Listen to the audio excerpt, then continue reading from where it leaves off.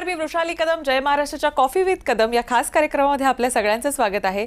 आज कॉफीमध्ये जी असामी आलेली आहे त्या अतिशय धडाडीच्या महिला आहेत, महिला नेत्या आहेत. 3 वेळा आमदार म्हणून सलग निवडून येणं अशी त्यांनी हॅट्रिक केलेली आहे आणि हे सहज सोपं नाही आहे. अथक परिश्रम, लोकांच्या हाकेला धावून जाणारे आमदार म्हणून त्यांच्याकडे पाहिलं जातं. दहिसरच्या मनीषाताई चौधरी आपल्यासोबत आहेत. खूप खूप स्वागत मनीषाताई आपलं. मला असं वाटतं की एक प्रदीर्घ अनुभव आहे आपला. अनेक दिग्गजांबरोबर काम करण्याची संधी आपल्याला मिळालेली आहे आणि तुम्ही सुद्धा मतदारसंघ हा तुमचा अतिशय जबाबदारीनं इतक्या वर्षांमध्ये वेचला आहे आणि तो तयार असा केलेला आहे की तो आता भाजपचा गड झालेला आहे.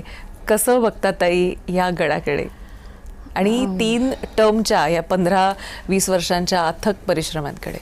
खरं म्हणजे लोकप्रतिनिधी म्हणून मी आज 6वी टर्म म्हणून मी काम करते.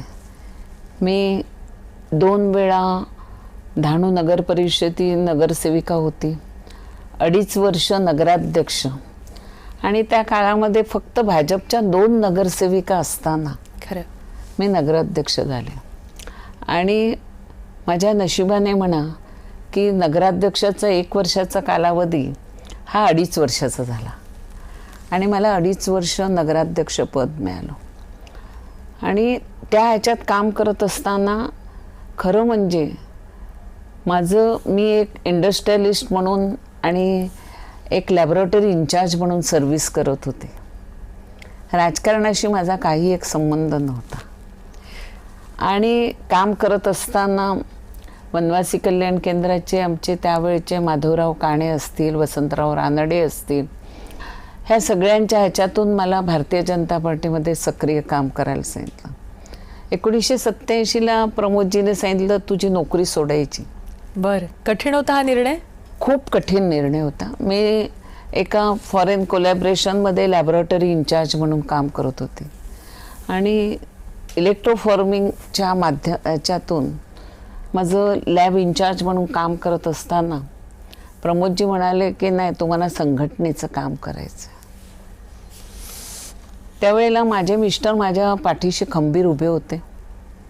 माझे मिस्टर म्हणाले जनतेचं काम करायचं असेल ते. आणि त्यावेळेला वंडरपाईल म्हणून हॉलंडचे आमचे जे कोलॅबरेशनमध्ये होते त्यांनी मला ट्रेनिंग दिल्यानंतर आमचं जे कोलॅबरेशन होतं ते कोलॅबरेशन हे कॅन्सल होत होतं.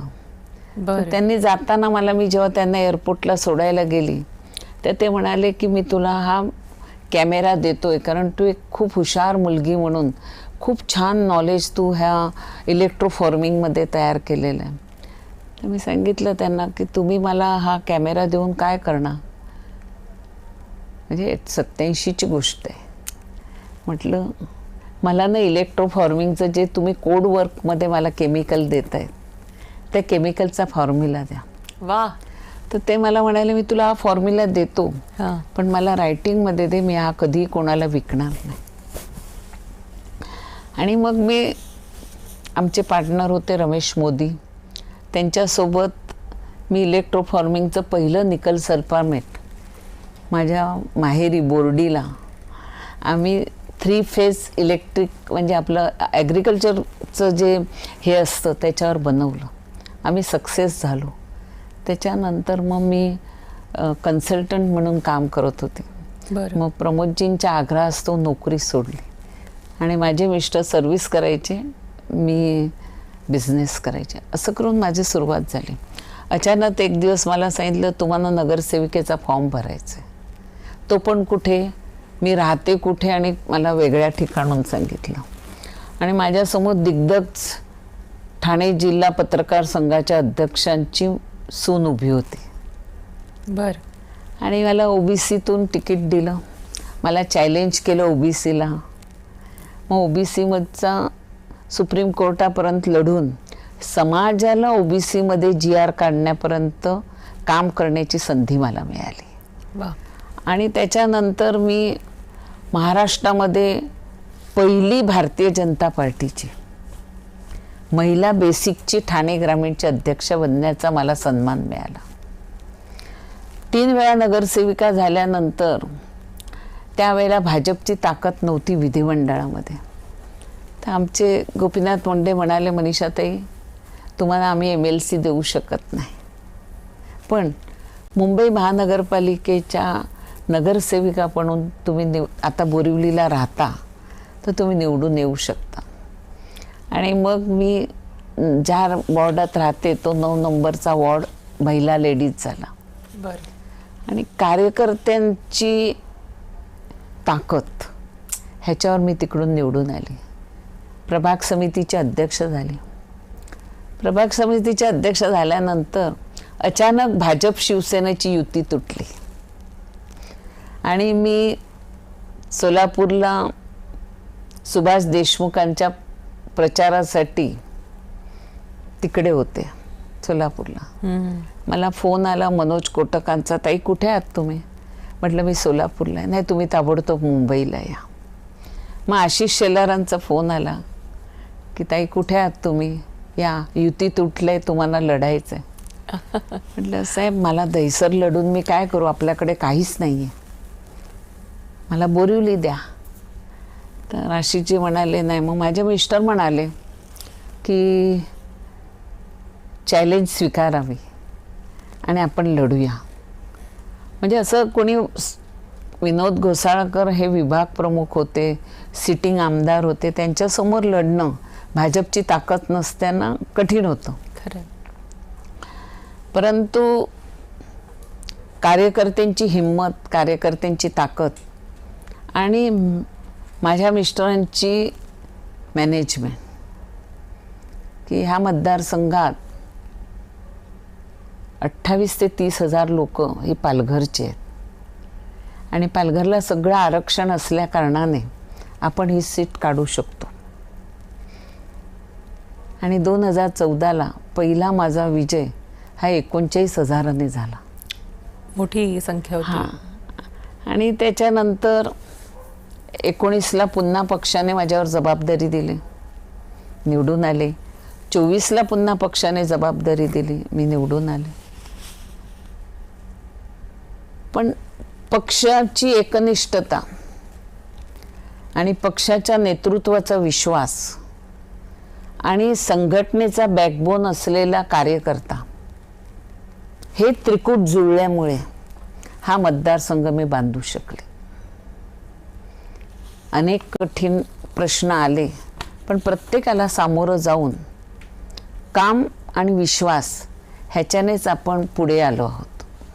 दहिसरकरांनी पण तुमच्यावर विश्वास दाखवला आणि विकास कामं गेल्या दशकभरामध्ये इथं खूप झाली, तर त्याबद्दल सुद्धा जाणून घ्यायला आवडेल आम्हाला. 2014ला मी पहिल्यांदा आमदार झाले. त्यावेळेला मी पहिलं देवेंद्रजींना एक माझं पत्र दिलं की आपण विश्वास ठेवून मला आमदारचं तिकीट दिलं आणि दहिसरच्या जनतेने मला इतक्या भरघोस मताने निवडून दिले, तर मला दहिसरकरांसाठी काम करायचं. आणि ह्याच्यात ज्या मुंबईला 4 नद्या आहेत त्यातली मिठी, पोयसर, ओशिवरा आणि दहिसर ह्या 4 नद्या आहेत. तर मला दहिसर नदीचा विकास करायचा आणि खूप मोठी चॅलेंज होती. पण देवेंद्रजींच्या सहकार्यामुळे आणि प्रशासनाचा पाठिंबा आणि ह्याच्यातून पहिलं मी दहिसर नदी कुठून उगम पावते, दहिसर नदी कशी होती ह्याचा अभ्यास केला. त्याच्यानंतर एक एजन्सी लावून त्या दहिसर नदीसाठी आपल्याला कशी सुशोभित करायचे त्याचं एक व्यवस्थित प्रेझेंटेशन तयार केलं. आणि देवेंद्रजींना सांगितलं मला एक मॅनग्रोव्ह पार्क करायचं आहे, एक दहिसर नदीचं पुनर्वसन करायचं. देवेंद्रजींनी मला दोन्ही ह्याला मान्यता दिली. आणि दहिसर नदीमध्ये आज सांगण्यास आनंद होतोय की 360 कोटीचा प्रोजेक्ट आपण दहिसर नदीमध्ये जवळजवळ प्रोटेक्शन वॉल ह्या 95% बांधून घेतल्या. त्याच्यावर 3 ब्रिज बांधले.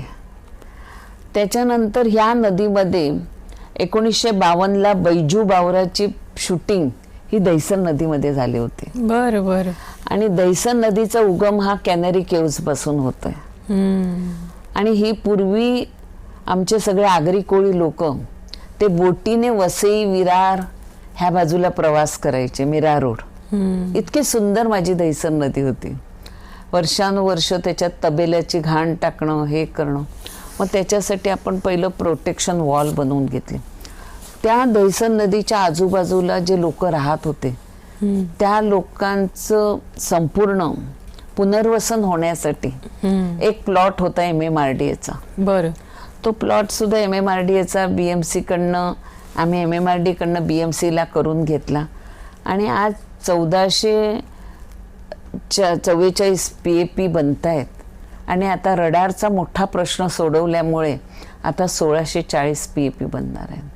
आणि मीनवाईल तत्कालीन दराडे साहेब MMRDAचे चेअरमॅन होते. दराडे साहेबांकडनं मीटिंग घेऊन आपण ह्या सगळ्या लोकांना मीरा रोडला 450 लोकांना स्थलांतरित केलं. कठीण असतं इतक्या शेकडो लोकांना. आणि त्यांच्या सगळ्यांची घराची ॲग्रीमेंट करून दिले. आता त्या प्रत्येकाला 300 स्क्वेअर फूटचं घर 2028ला मी चाव्या देणार आहे. त्याचप्रमाणे 2 STP प्लांट, एक 5.5 MLD, एक 5 MLDचा आणि दुसरा 1.5 MLDचा. आज 6.5 MLD पाणी आपण गॅरेजसाठी, गार्डनसाठी दैसन नदीवरती देतोय. 3 ब्रिज बांधले मी, लोकांची कनेक्टिव्हिटी हे करून घेतली. त्यामुळे हा एक महत्त्वाकांक्षी प्रोजेक्ट केला. त्याचबरोबर माझा जो मॅनग्रोव्ह पार्क आहे, मला कुठलीही गोष्ट सहज मिळाली नाही. संघर्ष केल्याशिवाय काहीच झालं नाही. आणि त्या ह्याच्यातून मी मॅनग्रोव्ह पार्कसुद्धा आज बनवते. तो सुद्धा आम्ही 2028 डिसेंबरला लोकार्पण करू.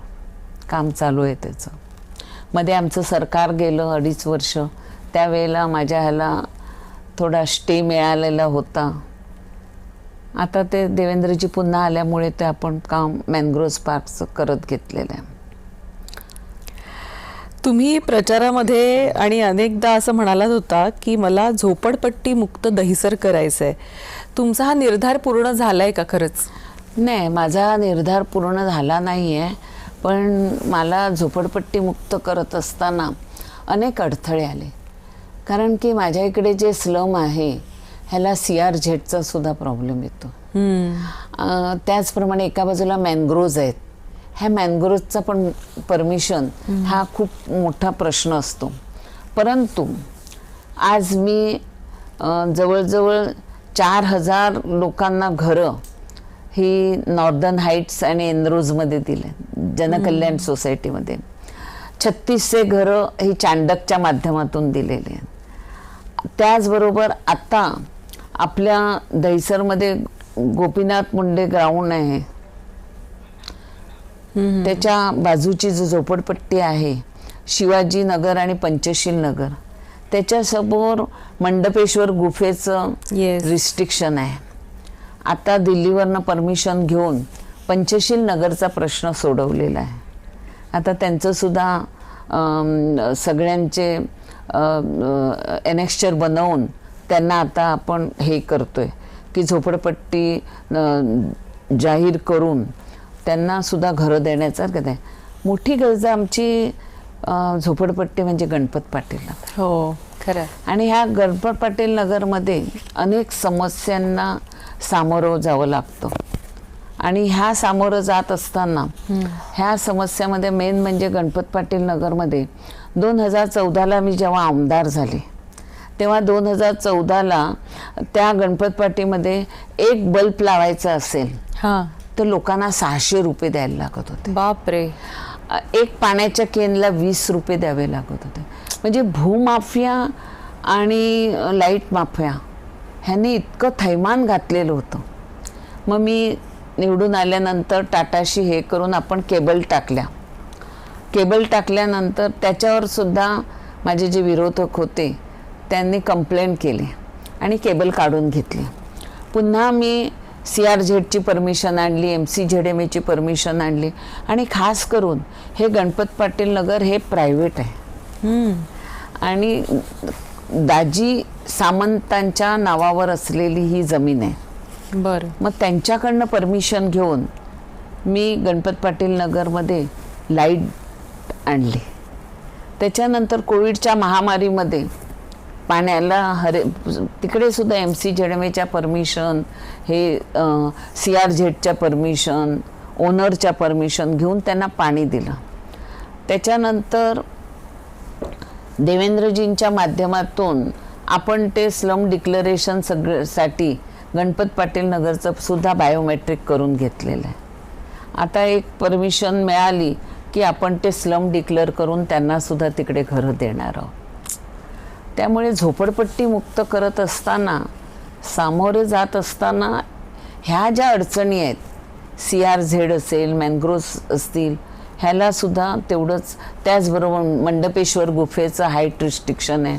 आणि आत्ता जे आमच्या दहिसरकरांवरती मोठा एक प्रश्न होता तो म्हणजे आपल्याला माहिती असेल की वारंवार माझ्या मतदारसंघातील एअरपोर्ट अथॉरिटीचा विषय खरे लक्षवेधीच्या माध्यमातून मांडत होते. दिल्ली दरबारी हे करत असताना आमचे खासदार पियुष गोयल आणि केंद्रीय मंत्री आणि त्याचबरोबर देवेंद्रजींच्या प्रयत्नातून आता रडारसुद्धा गोरायला शिफ्ट होत आहेत. त्यामुळे हाईट रिस्ट्रिक्शनचं आमचं जे हाईट रिस्ट्रिक्शन होतं ते आता होऊन बरेच SRAला आता पुन्हा आपल्याला मान्यता मिळेल. 1987 पासून तुम्ही भाजपमध्ये आहात. इतक्या वर्षांचा संघर्ष कसा होता ताई? संघर्ष खूप मोठा होता.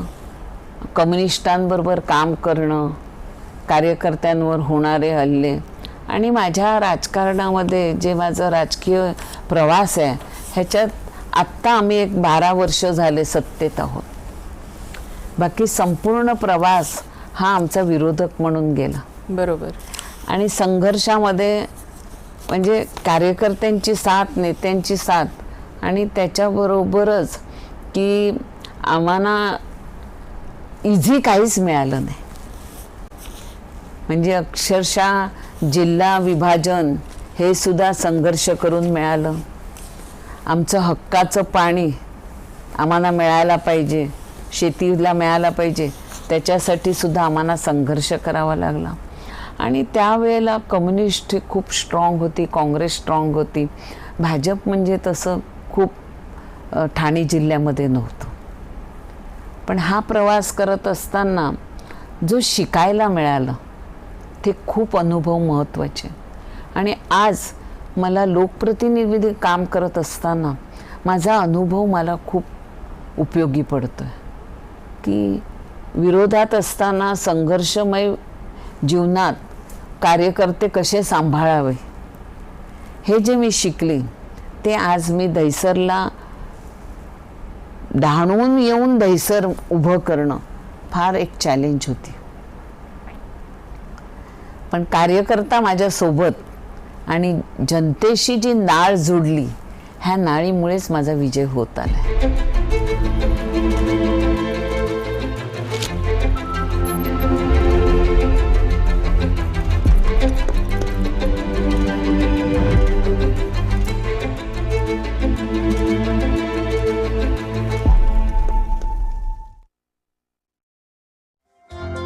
पाहत रहा जय महाराष्ट्र न्यूज.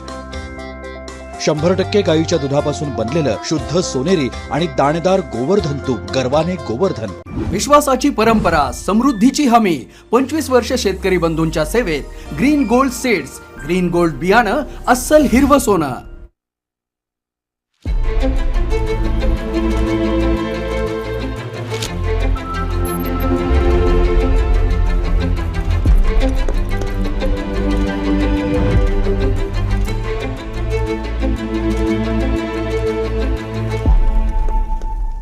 महिला शक्ती एक मोठ्या प्रमाणावर कायम तुमच्यासोबत पाहायला मिळते. मला असं वाटतं तुमचे महिला मेळावे प्रचंड हिट असतात.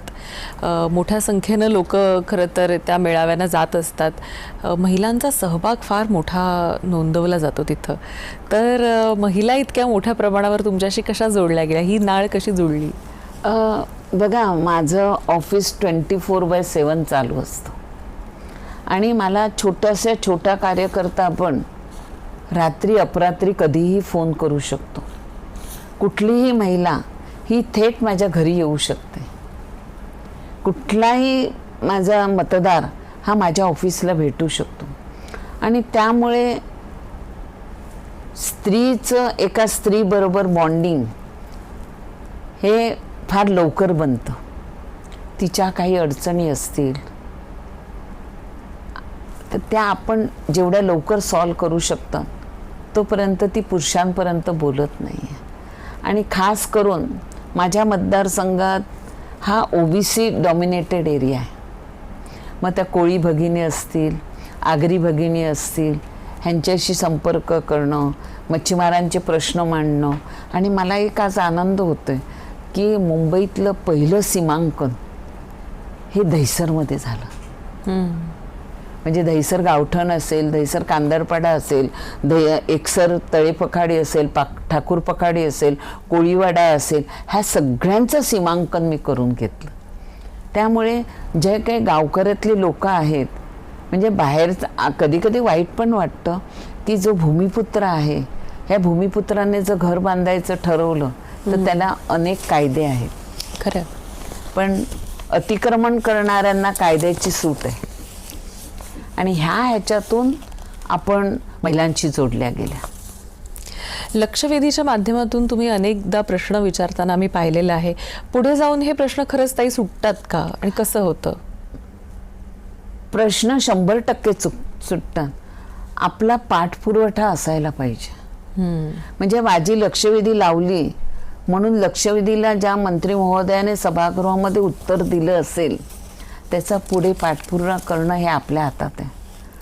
आणि जर त्यांनी अधिवेशनामध्ये दिलेलं वचन पाळलं नाही तर त्याच्यासाठी परत आपण पत्रव्यवहार करणं, त्या प्रशासनाशी हाताशी धरणं, काम करणं. उदाहरणार्थ की एअरपोर्ट अथॉरिटीचा विषय लक्षवेधीच्या माध्यमातूनच सुटला. त्याचप्रमाणे भटक्या कुत्र्यांचा विषय खूप मोठा होता. आणि ह्या भटक्या कुत्र्यांचा विषयामध्ये मी लक्षवेधी लावली होती. आणि आज मला आनंद होते की मी लक्षवेधीनंतर पाठपुरवठा केला आणि आज मुंबई महानगरपालिकेला 2.25 एकर जागा मी मालवणी येथे तहसीलदार, कलेक्टर ह्यांच्याशी कॉन्टॅक्ट करून डॉग शेल्टर बनवलेला आज प्रस्ताव हा माझा आता बावनकुळे साहेबांकडे, शासनाकडे पोचलेला आहे. म्हणजे पाठपुरवठा खूप इम्पॉर्टंट आहे. आणि राजकारणात जर तुम्हाला सक्सेस व्हायचं असेल तर प्रशासन आणि लोकप्रतिनिधी ही रथाच्या विकासाची 2 चाकं आहेत. त्यामुळे प्रशासनाकडे आपण काम करत असताना आम्ही लोकप्रतिनिधी हा अहम नसायला पाहिजे. प्रशासन तुम्हाला खूप काही शिकवतं. बरोबर आहे. आणि प्रशासन तुम्हाला खाली सुद्धा पाडतं. त्यामुळे राजकारणामध्ये पुढे यायचं असेल तर एक तर तुमचं मतदाराशी नाळ चांगली असायला पाहिजे, कार्यकर्त्याशी तुमचे संबंध चांगले असायला पाहिजे, प्रशासनाशी तुमचे संबंध चांगले असायला पाहिजे आणि नेतृत्वावर विश्वास पाहिजे. तर तुम्ही राजकारणात टिकू शकता. जसं मी म्हटलं की 1990च्या काळापासून तुम्ही राजकारणामध्ये सक्रिय आहात. डहाणूमध्ये तुमचं काम फारच उल्लेखनीय होतं, नगरसेविका, आमदार. आता याच्या पुढचा राजकीय प्रवास ताई कसा असेल? काही रूपरेषा आखून ठेवली आहे का स्वतःसाठी? मी स्वतःला खूप भाग्यशाली समजते की एक शेतकऱ्याची मुलगी असेल, बहुजन समाजातली महिला असेल. मला माझ्या पक्षाने खूप काही दिलं. त्याच्यामध्ये पहिले डहाणू नगरपालिकेची महिला नगराध्यक्ष होण्याचा सन्मान मला मिळाला. डहाणू नंतर मुंबईतील दहिसरची पहिली महिला आमदार होण्याचा मला सन्मान मिळाला. आणि पक्षाकडे पक्षनिष्ठा ही माझ्यासाठी सर्वस्व आहे, की मला पक्षाने जे काही दिलं त्याच्यात मी समाधानी आहे. पण आम्ही जे दिवस बघत होतो की आज 2 खासदारांपासून देशाचं उच्चोत्तम स्थान राष्ट्रपती भाजपचे आहेत, प्रधानमंत्री भाजपाचे आहेत, आमचे मुख्यमंत्री भाजपाचे आहेत, पालकमंत्री भाजपाचे आहेत, खासदार भाजपाचे आहेत, आमदार भाजपाचे आहे, महापौर आमचं आहे. हे दिवस बघणं हे माझं भाग्य आहे की ज्या संघर्षासाठी आम्ही लढलो त्याचं कुठेतरी आज आम्हाला फळ मिळतंय. हे बघून जो आनंद आहे ना, तो दुसरा कशात आनंद नाही आहे. त्याला जोडून माझा असा प्रश्न आहे की सध्या नेते जे आहेत ते पदासाठी एका पक्षातून दुसऱ्या पक्षामध्ये उडी मारताना आपल्याला दिसतात. तुम्ही मात्र पक्षाशी कायम एकनिष्ठ राहिलात. नेतृत्व बदल होत असताना हे असे टिकून कसे राहिलात तुम्ही? हे बघा, आम्ही फास्ट फूड नाही किंवा अजिनोमोटो नाही. आम्हाला पक्षनिष्ठा ही एकच निष्ठा आहे. नेतृत्व बदललं तरी भाजपची निष्ठा बदलत नाही. महिलांच्या मदतीला तुम्ही कायम धावून जात असता, पण सध्या राज्यामध्ये अत्याचाराच्या घटनाही वाढलेल्या आहेत. अगदी चिमुरड्या लहानग्यांवर देखील आपण अत्याचार होताना बघतोय. हे रोखण्यासाठी खरं काय केलं पाहिजे असं तुम्हाला वाटतं? काय असे कायद्यामध्ये बदल झाले पाहिजेत? काय असं केलं पाहिजे? जोपर्यंत स्त्रीकडे बघण्याचा दृष्टिकोन ही कोणाची तरी आई आहे, कोणाची तरी मुलगी आहे, कोणाची तरी बहीण आहे, ह्या दृष्टीमध्ये जोपर्यंत बदल होत नाही तोपर्यंत ह्याच्यावरती काम करणं खूप कठीण आहे. आणि दुसरं की आज महिलांवर जे अत्याचार आणि हे आपण बघतोय, ह्याला कुठेतरी सोशल मीडिया म्हणा, मोबाईल म्हणा, हे सुद्धा कारणीभूत आहेत. हे सुद्धा कारणीभूत आहेत. आणि आता आपण म्हणतो की महिलांवरचे गुन्हे जास्त वाढलेत, पण त्याचं एक कारण असं आहे की प्रत्येक स्त्री निर्भयपणे पोलीस स्टेशनला पोचते. ती जाऊन आपला गुन्हा दाखवू शकते, ती आपला गुन्हा नोंदवू शकते. ह्याच्यामुळे आपल्याला केसेस वाढलेल्या दिसते.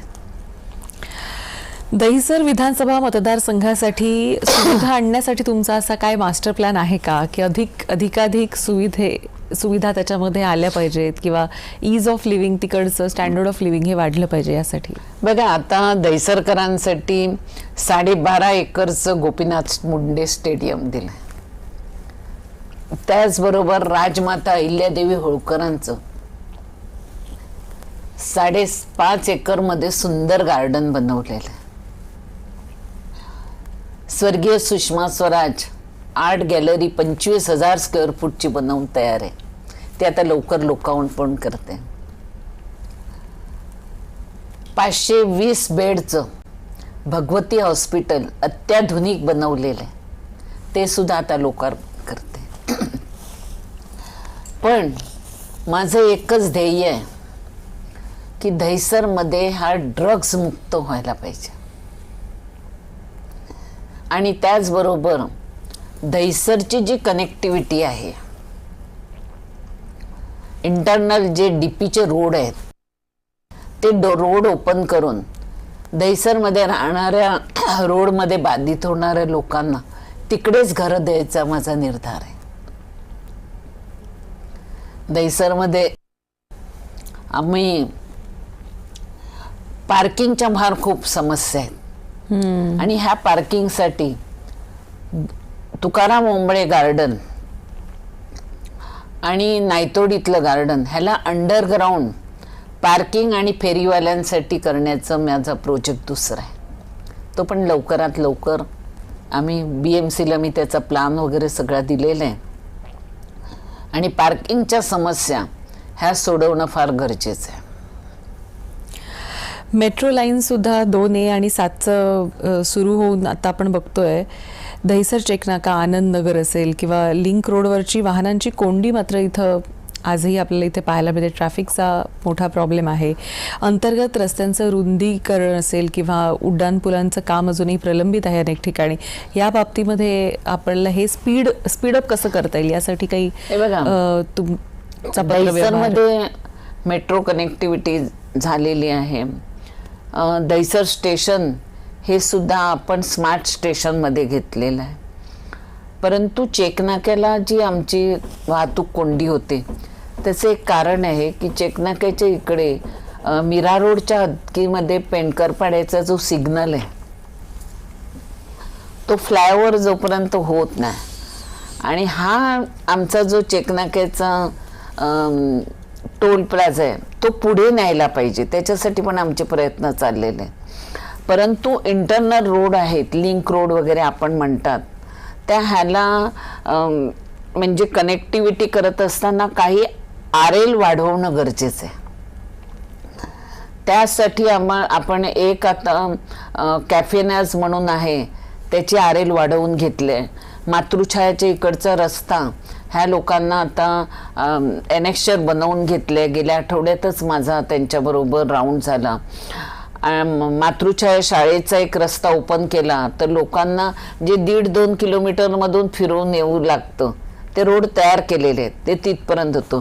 ज्याप्रमाणे आता रिव्हर व्हॅलीचा ब्रिज बनवला तर आपण त्यांना LM रोडला तिकडनं ती झोपडपट्टीतून रस्ता काढला का तो पण प्रश्न सुटतोय. त्यामुळे जोपर्यंत DPचे रोड आहेत ते DPचे रोड तुम्ही डेव्हलप करत नाही तोपर्यंत ट्रॅफिक होते. आणि दुसरं म्हणजे मुंबई महानगरपालिका, ट्रॅफिक आणि पोलीस ह्यांच्यामध्ये कुठेतरी समन्वय वाढणं गरजेचं आहे. कारण इल्लीगल पार्किंग हा खूप मोठा प्रश्न निर्माण झाला. आता कायदा करणं ते पण गरजेचं आहे की म्हणते पार्किंगची NOC असल्याशिवाय तुम्ही गाड्या देतात, पण इतक्या गाड्या रस्त्यावर आहेत. आम्ही रस्ते मोठे करतो आणि गाड्या सगळ्या रस्त्यावर आहे, त्यामुळे तुम्हाला ट्रॅफिकच्या समस्या सुटतच नाही आहेत. खरं त्यात सोडवणं पण तेवढंच गरजेचं आहे.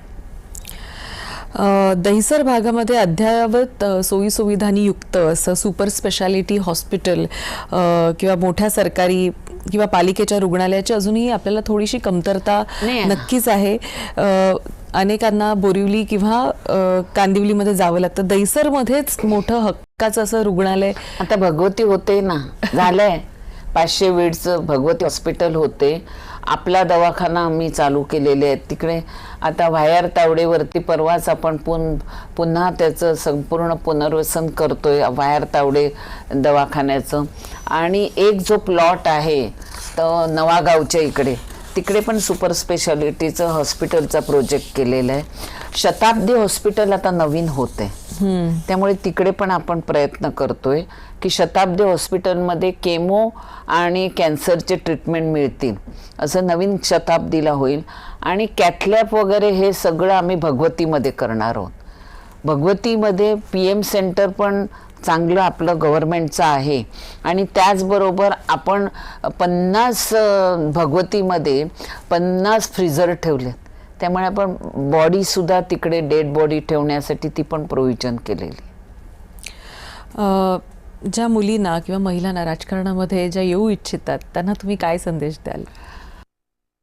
50% आरक्षण स्थानिक स्वराज्य संस्थेमध्ये मिळालेलं आहे. आपले आदरणीय प्रधानमंत्री नरेंद्र मोदीजींच्या माध्यमातून आपल्याला आता लवकरच 2029ला 33% आरक्षण लोकसभा आणि विधानसभामध्ये मिळणार आहे. पण महिलांनी राजकारणात येत असताना पहिलं म्हणजे त्यांनी संघटनात्मक काम करणं गरजेचं आहे. संघटनेतून आलेल्या महिला ह्या राजकारणात लोकप्रतिनिधी बनून यशस्वी होऊ शकतात. कारण की त्यांचा जो पाया आहे हा पाया जोपर्यंत मजबूत होत नाही तोपर्यंत तुम्ही योग्य असं लोकप्रतिनिधी म्हणून काम करू शकत नाही. राजकारणात येणाऱ्या महिलांनी जोडाव्यात, चांगल्या क्षेत्रातल्या महिलांनी जोडाव्या. पण त्याचबरोबर त्यांनी आजीनं मोठं होता कामा नये. की मला राजकारणात जॉईन झाली म्हणजे मला प्रथम नगरसेविका बनायचं आहे, मला आमदार बनायचं आहे, मला खासदार बनायचं आहे, ही इच्छा नेहमी असावी. पण त्याच्यासाठी तुमचा जो बेस आहे, फाउंडेशन आहे, हे मजबूत असायला पाहिजे. पक्षाची निष्ठा काय आहे, पक्षाची तत्त्व काय आहेत, ह्याशी जर एकनिष्ठ राहण्याचं तुम्ही केला तर तुम्हाला कोणच हलवू शकत नाही. आणि मग महिला ह्या सक्सेसफुल होऊ शकतात. आज आपल्या भारतीय जनता पार्टीमध्ये सर्वात जास्त लोकप्रतिनिधी कुठच्या पक्षाचे असतील तर ते आमच्या भाजपचे.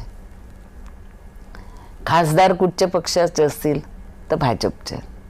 आमदार कुठच्या पक्षाचे असतील तर भाजपचे. नगराध्यक्ष कोणाचे सर्वात जास्त भाजपचे. महापौर कोणाच्या महिला जास्त तर भाजपचे. ह्याचं कारण आहे आमची महिला संघटन आणि महिला शक्ती ही राजमाता आमच्या सिंध्या होत्या, ह्यांच्यापासून आम्ही बघत आलेलो आहोत, त्यांच्यासोबत काम करत आम्ही आलेलो आहोत. त्यामुळे महिला शक्ती, नारी शक्ती हा पक्षाचा बॅकबोन आहे. लोकप्रतिनिधी म्हणून तुम्ही अनेक कामं आता इतक्या वर्षांमध्ये केलेली आहेत, पण अशी कोणती कामं आहेत जी तुमच्या आजही स्मरणात आहेत की असं वाटतं की चीज झालं हे काम करून? असं नाही, लोकप्रतिनिधी काम करत असताना की जी लोकांच्याही लक्षात आहेत अशी टॉप 3 कामं तुम्ही काय सांगाल? माझ्या लक्षात आहेत ते म्हणजे माझं एक मॅनग्रोव्ह पार्क, पर्यटन क्षेत्र. दुसरं माझी दहिसर नदी. ज्या दिवशी माझी दहिसर नदी माझ्या स्वप्नातली आहे ती पूर्ण होईल त्यावेळेला जनतेला खूप मोठा आधार होईल. आणि ज्या लोकांनी मला विश्वास ठेवून माझ्या शब्दावरती सगळी लोक आज मुंबईच्या बाहेर मी पाठवलेले आहेत, त्या सगळ्यांना माझ्या हाताने चाव्या देऊन त्यांचं पुन्हा त्यांच्या स्वघरी येतील ह्या दिवसाची मी वाट बघत आहे.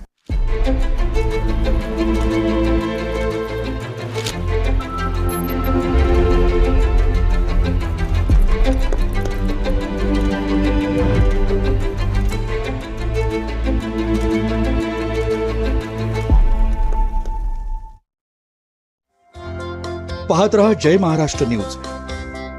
100% गाईच्या दुधापासून बनलेलं शुद्ध सोनेरी आणि दाणेदार गोवर्धन तूप गर्वाने गोवर्धन.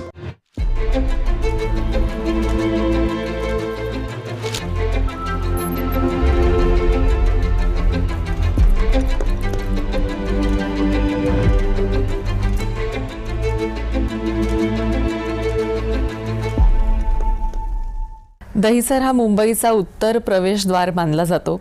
मेट्रो आल्यानंतर सुद्धा आपण बघतोय की ट्रॅफिकची समस्या इथं कायम आहे. प्रशासनाच्या नियोजनामध्ये काही कुठे कमतरता राहिली असं वाटतं का तुम्हाला? तसं म्हणता येणार नाही, पण आता बोरिवली दहिसर हे मुंबईचं हब होणार आहे. कारण की आपण बोरिवलीवरून ठाण्याला, कासारवडवलीला अंडरग्राऊंड टनेलने रस्ता करतोय. त्याचबरोबर आपला कोस्टल रोड होतोय. एका बाजूला लिंक रोड आहे, एका बाजूला रेल्वेची कनेक्टिव्हिटी आहे, एका बाजूला मेट्रोची कनेक्टिव्हिटी आहे. आणि ह्याच्यातून लोकसुद्धा आता मुंबईतून म्हणजे मुंबई सिटीतून बरेचसे लोक उपनगरात दहिसर बोरिवलीला यायला लागलेले. आणि त्याच्यासाठी रोड कनेक्टिव्हिटी फार महत्त्वाची आहे.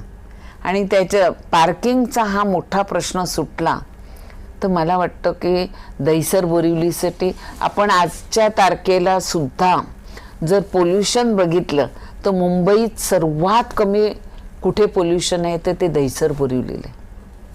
कारण नॅचरली एका बाजूला आपल्याला नॅशनल पार्क मिळालं आहे आणि एका बाजूला मॅनग्रोव्ज आहेत, त्यामुळे ओझोनचं प्रमाण आपल्या इकडे जास्त आहे. वाढती लोकसंख्या, झोपडपट्ट्या, पर्यावरण आणि पायाभूत सुविधा या सगळ्यांमध्ये शहराचा समतोल बिघडतोय असं वाटतं का ते तुम्हाला? वायडर पर्स्पेक्टिव्हने हा प्रश्न विचारते, कारण अनेक काळ आपण राजकारणात आहात, अनेक धोरणांवर आपण बोललेले आहात. शहर म्हणून जेव्हा आपण विचार करतो आपल्या शहराचा तेव्हा बघा ना, आता आपली कॅपॅसिटी 20 वर्षापूर्वीचं दहिसर पूर्वीचं ना आजचं दहिसर. आज आपल्या इकडे 39-40 फ्लोअरचे टॉवर झालेले आहेत, बरोबर. आपली ड्रेनेज सिस्टम ती त्याच वेळेची आहे, खरं आहे. बरोबर आहे. पाण्याच्या लाईन त्याच आहेत. आता रिडेव्हलपमेंट जे होतं, ह्या रिडेव्हलपमेंटमध्ये ग्राउंड प्लस 4च्या बिल्डिंग आहेत. आज त्या ग्राउंड प्लस 4च्या 30 ह्याचे टॉवर झाले, बरोबर. त्यांचं स्ट्रॉंग वॉटर ड्रेन तेवढेच वाढलंय, पाणी पुरवठा आहे. त्याचबरोबर हॉस्पिटलायझेशन आहे. आज इतके सुपर स्पेशालिटी हॉस्पिटल झालेले आहेत, पण मॅनपॉवर वाढल्यामुळे ह्या कुठेतरी कमतरता जाणवणारच आहे. आणि त्याच्याचसाठी आपल्याला DPमध्ये आरक्षण हे तेवढंच महत्त्वाचं आहे. हॉस्पिटल आरक्षण असेल तुमची, त्याचबरोबर तुमचं कम्युनिटी हॉल्स आहेत त्याचं आरक्षण असेल, त्याचबरोबर शाळा कॉलेज ह्याचं आरक्षण आहे. आज आपल्या भागामध्ये तुम्ही बघाल तर दहिसर नंतर डायरेक्ट अंधेरीला कॅन्सर हॉस्पिटल आहे रेडिएशनसाठी. त्यामुळे लोकांचा फ्लो हा दहिसरकडे जास्तच आहे. दहिसरला जो भाव आहे तो आज तुम्ही 2 वर्षात बघितला असेल तर काही भागामध्ये, म्हणजे उदाहरणार्थ गोरेगावच्या पेक्षा रेंट जास्त आहे दहिसरला.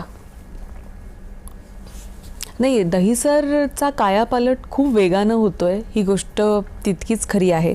आज इतकी वर्ष तुम्ही राजकारणात आहात, त्यामुळे हा प्रश्न राहून राहून विचारावासाच वाटतो की राजकारणामुळे तुमच्या वैयक्तिक आयुष्यामध्ये कुटुंब, नातेसंबंध यांच्यावर कधी परिणाम झालेला होता का? आणि घर आणि राजकारण ही तारेवरची कसरत तुम्ही कशी केलीत? आज मला एक अजून सहन करावं लागतं की मी जेव्हा राजकारणात होती तेव्हा मला एक मुलगा आणि एक मुलगी, पण दोघांना मी वेळ देऊ शकत नव्हते. म्हणून मग माझ्या मुलाला आम्ही पाचगणीला हॉस्टेलला टाकलं होतं. आणि हॉस्टेलला टाकल्यामुळे साधारणतः मुलगी ही आपल्या घरी होती. आणि त्यावेळेला माझा मुलगा नेहमी म्हणायचा की तुला राजकारण करायचं होतं म्हणून तुम्हाला हॉस्टेलला टाकलं. तर कुठेतरी माझ्या मुलांना जे माझं वैयक्तिक प्रेम देत असताना मी कुठेतरी कमी पडली असं मला वाटलं. परंतु माझ्या नातेवाईकांनी पण तेवढाच मला पाठिंबा दिला की मी कोणाच्या लग्नाला गेली नाही, मी कोणाच्या सुखादुखाला गेली नाही, पण त्यांनी मला खूप समजवून घेतलं की कार्यकर्त्याकडे कुठलं दुःखद झालं तर मी पहिली धावते.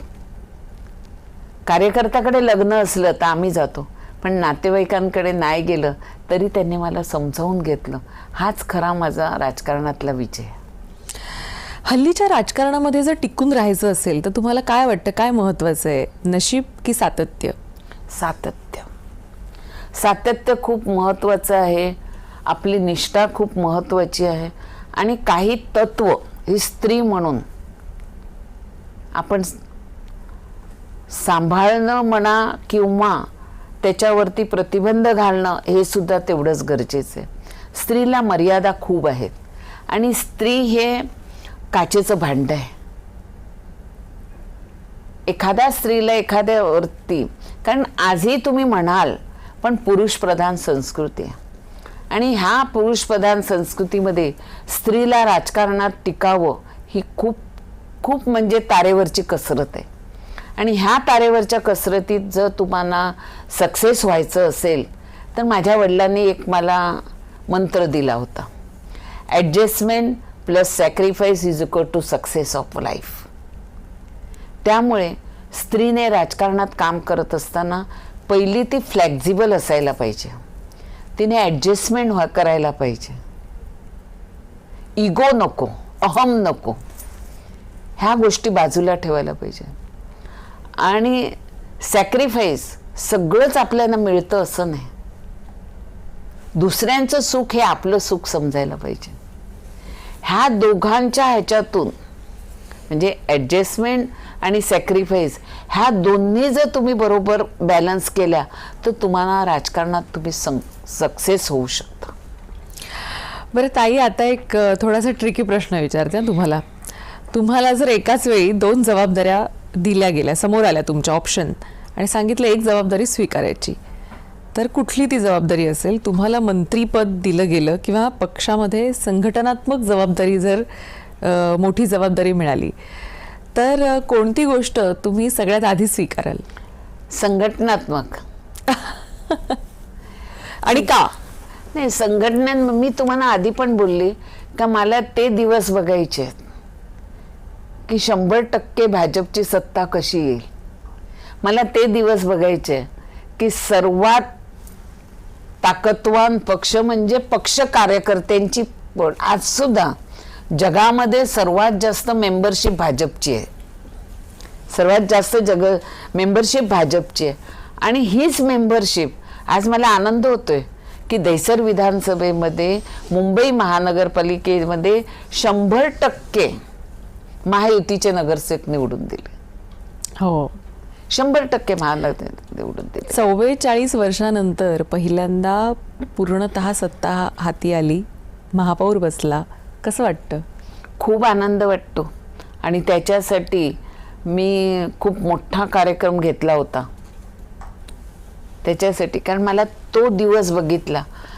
मी वयाच्या 23व्या वर्षापासून राजकारणात आहे आणि मी काम करत असताना आम्ही कम्युनिस्टांचे हल्ले बघितलेले आहेत. आमच्यावर खूप चिकूच्या बागा कापून टाकलेल्या होत्या, मिस्टरांच्या डोक्यावर हल्ला झाला होता, तो पण बघितला. हा संघर्ष बघितल्यानंतर आम्ही संघर्ष यात्रा काढतच होतो. पण हा दिवस म्हणजे ट्रिपल इंजिनचं सरकार, आणि हे ट्रिपल इंजिनचं सरकार आल्यानंतर जो आनंद वाटला, मंत्रिपद का आहे, समाधान ते आहे की मी ज्या पक्षामध्ये काम करते तो पक्ष सर्वश्रेष्ठ सर्व ताकदवान आहे. ह्याच्यापेक्षा दुसरं काय की एक दिवस जनतेच्या मनातली मनीषा राहणार आहे की आजही मला पालघरमध्ये तोच सन्मान मिळतो. आमच्या ताई, ह्या ताई शब्दामध्ये जे माझं प्रेम आहे ना ते मंत्र्यांमध्ये नाही. मला ताई हा म्हणजे मी सगळ्यांची, कोण मला माऊली, कोण मला आई, कोण मला ताई. त्यामुळे हा ताई म्हणजे माझं सर्वस्व आहे. त्यामुळे संघटनेत कुठलंही काम द्या, मी तयार आहे. प्रत्येक माणूस मंत्री होऊ शकत नाही, पण प्रत्येक माणूस चांगला भाजपचा कार्यकर्ता बनू शकतो. बघा, मंत्री माझे होतील, खासदार माझे होतील, आमदार माझे होतील, महापौर माझे होतील, नगरसेवक माझे होतील, पण कार्यकर्ता कधी माझी होणार नाही. त्यामुळे कार्यकर्ता म्हणून काम करायला जो आनंद आहे, सन्मान आहे, ह्याच्यातच माझं सर्वस्व आहे.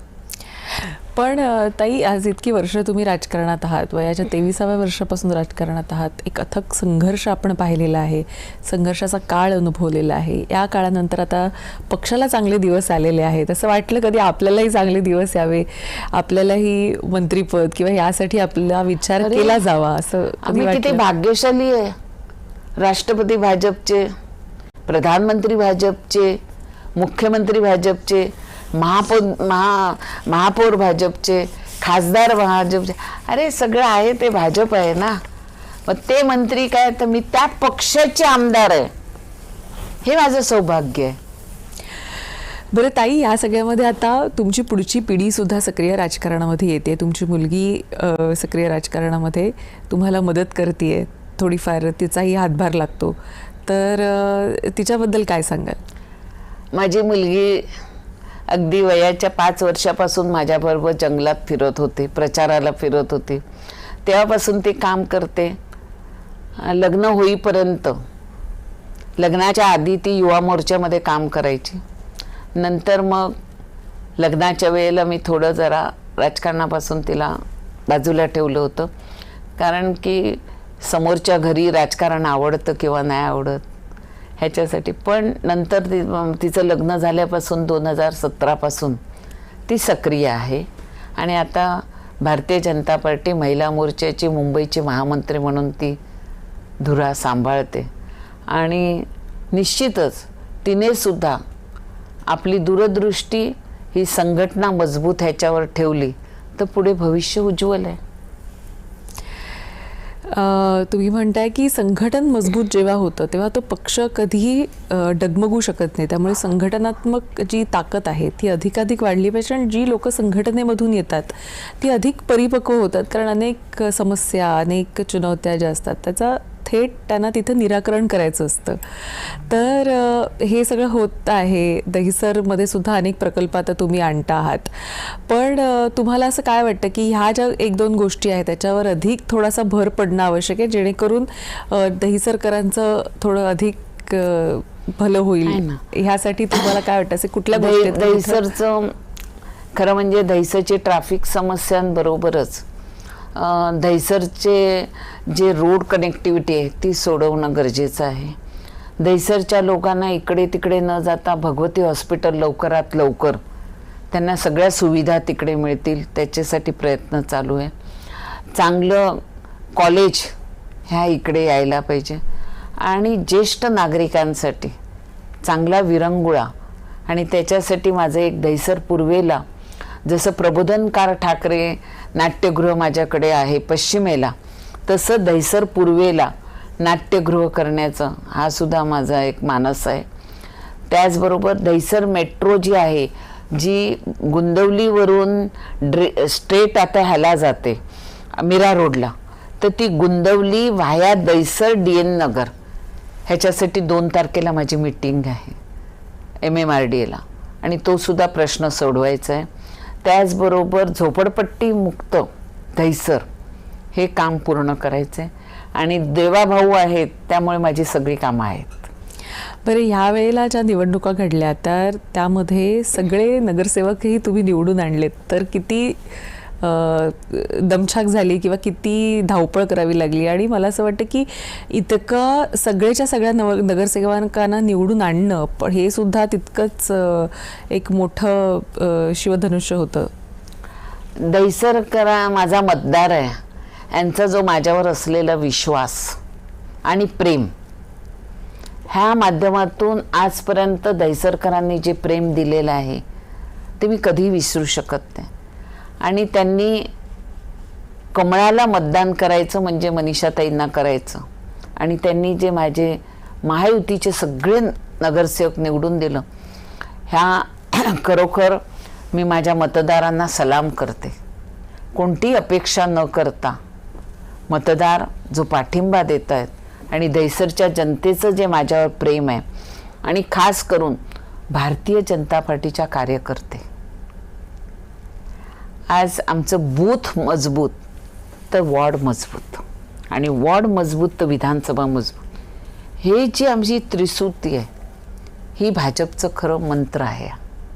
आणि हा अपनावला तर कुठलाही कार्यकर्ता कधीही, जसं इतर पक्षात बघा तुम्हाला की सर्व ठिकाणी खानदान येतं, पण एक चहा विकणारा माणूस देशाचा पंतप्रधान बनू शकतो. आताच विधान परिषदेचे आमदार निवडून गेले, सगळे संघटनेतले गेले. हा आनंद किती आहे, किती आहे की माझ्या महिला मोर्चामध्ये काम करणारी माधवी नाईक आज आमदार बनले. कर्जतकर आमचे संघटन मंत्री ते आमदार बनले. हे सगळं बघितल्यानंतर खूप आनंद होतोय, खूप आनंद होतोय. आणि शिकण्यासारखं म्हणजे विनोद तावडेंकडनं पण खूप काही शिकण्यासारखं आहे. त्यांना तिकीट मिळालं नाही म्हणून ते कधी नाराज होऊन घरी बसले नाही. पक्ष, तेच माझ्या मुलीने सुद्धा खूप तयारी केली होती, पण तिला तिकीट नाकारलं. म्हणजे पक्षाने, देवेंद्रजींनी तर तिकीट दिलेलं होतं, कोर कमिटीने तिकीट दिलं होतं, पण पक्षाचा एक निर्णय झाला की आमदारांच्या मुलांना तिकीट द्यायचं नाही. पण आम्ही योगिताताईंना आमच्या वॉर्डमधून निवडून दिलं ना. असं नाही की माझ्या मुलीला तिकीट दिलं नाही म्हणून मी रागावून त्याचा द्वेष करीन. मी सगळ्या नगरसेवकांना निवडून आणलं. नाही, मला असं वाटतं की ही त्याग भावना देखील तितकीच महत्त्वाची आहे की मला असं वाटतं तुमचा जो प्रदीर्घ अनुभव राहिलेला आहे संघटनेमध्ये काम करण्याचा, त्यातूनच मला वाटतं हे आलं असावं. आणि मला असं वाटतं सगळेच नगरसेवक ह्यावेळेला निवडून आणण्यामध्ये तुम्हाला यश मिळालेलं आहे. खूप छान दहिसरकरांनी आम्हाला प्रेम दिलं. महायुतीचे 9 उमेदवार हे आपण निवडून आणले. आणि एक सांगण्यास दुसरा आनंद वाटतो की कुठलंही आमिष दिलं नाही कोणाला. माझं काम आणि माझं कर्तृत्व ह्याच्यावरच विश्वास ठेवलेला आहे आणि हा विश्वास कायम लोकांचा माझ्यासोबत राहील. नक्कीच तुम्हालाही पुढच्या वाटचालीसाठी खूप खूप शुभेच्छा. खरं तर आज तुम्ही इथं आलात, आम्हाला वेळ दिलात आणि अनेक विषयांवर दहिसरकरांचे अनेक प्रश्न त्यांना आपण वाचा फोडलीत आणि दहिसरकरांसाठी काय नवीन येत आहे हे देखील तुम्ही त्यांना सांगितलेलं आहे. खूप खूप शुभेच्छा. तुमचे जे काही प्रोजेक्ट्स आहेत ते देखील लवकरात लवकर मार्गी लागो आणि तुम्हाला पुढच्या वाटचालीसाठी अनेक थँक्यू, शुभेच्छा. धन्यवाद. आता कॉफीमध्ये वेळ झालेली इथेच थांबायची, पण तुम्ही कुठेही जाऊ नका. पाहत राहा फक्त जय महाराष्ट्र.